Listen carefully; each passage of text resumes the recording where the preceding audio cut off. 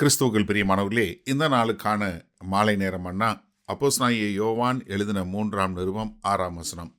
3 யோவான் 6, 3 ஜான் 6.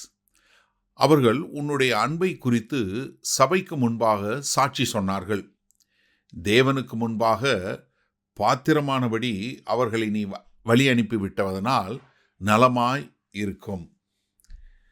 அதாவது ஒரு காயுவினுடைய வாழ்க்கையை குறித்து, அவருடைய அன்பை குறித்து மற்றவர்கள் சாட்சி சொல்லக்கூடியதாக.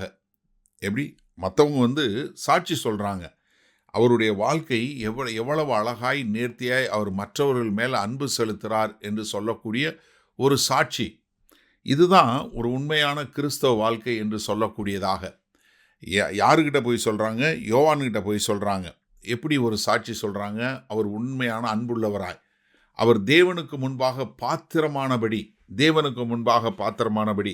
கொலோசியர் 1:10 சொல்லும்போது, சகலவித நற்கிரியைகளுமாகிய கனிகளை தந்து தேவனை அறிகிற அறிவினால் விருத்தி அடைந்து கர்த்தருக்கு பிரியமுண்டாக அவருக்கு பாத்திரமாய் நடந்து கொள்ளவும்.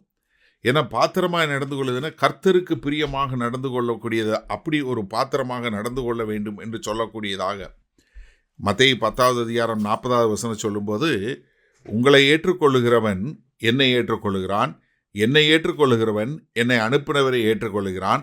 41ஆம் வசனம், தீர்க்கதரிசி என்னும் நாமத்து நிமித்தம் தீர்க்கதரிசியை ஏற்றுக்கொள்ளுகிறவன் தீர்க்கதரிசிக்கு ஏற்ற பலனை அடைவான். நீதிமான் என்னும் நாமத்து நிமித்தம் நீதிமானை ஏற்றுக்கொள்ளுகிறவன் நீதிமானுக்கு ஏற்ற பலனை அடைவான். அப்போ நீங்கள் கர்த்தரை ஏற்றுக்கொள்ளும் போது கர்த்தருக்குரிய காரியங்கள் நடைபெறும். அப்போ இதை சொல்லும்போது மத்தேயு 25ஆவது அதிகாரத்தில் ஒரு ஓமானமாக ஆண்டவர் சொல்கிறார். யார் நீங்கள் உங்களில் யாருக்கு, நான் அதில் 40ஆவது வசனம் பாருங்கள்.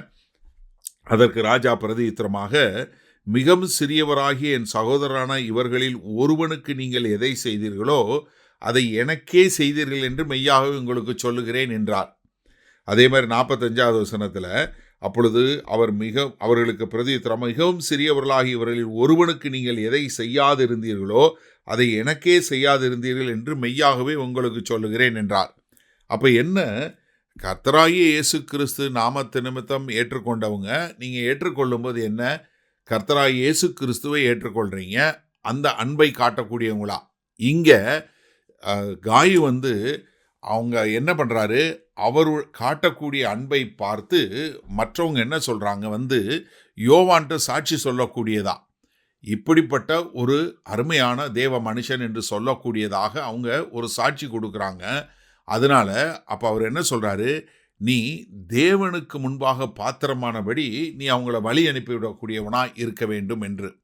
அப்போ ஒரு மனுஷனுடைய வாழ்க்கை எந்த அளவுக்கு மற்றவர்களுக்கு வெளியரங்கமாக தெரியக்கூடிய அளவுக்கு இருக்கிறது. சரி, இந்த நாளில் இந்த வசனத்தை நம்ம எப்படி எடுத்துக்கொள்வது? இப்போ ஒரு சின்ன சோதனை தான், வேற ஒன்றும் இல்லை. இப்போ உங்களுடைய வாழ்க்கையை பற்றி மற்றவங்க சாட்சி சொல்லணும்னா என்ன சொல்லுவாங்க? ஐயோ, அவர் ரொம்ப அன்பானவருங்க, எல்லாரையும் அவ்வளோ அழகாக நேர்த்தியாக அரவணைச்சு பேசுவார் அப்படின்னு சொல்லுவாங்களா?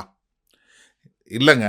நீங்கள் பைபிள் படிக்கலையா? ஒன்றும் பிரச்சனையே இல்லைங்க, அவர் கூட போங்க, ஒரு வாரம் அவர் கூட இருங்க, நீங்கள் கிறிஸ்து யாருன்னு அறிஞ்சு கொள்வீங்க அப்படின்னு சொல்லக்கூடிய அளவிற்கு ஒரு வாழ்க்கை இருக்கிறதா? சிந்திச்சு பாருங்க ஒரு நிமிஷம்.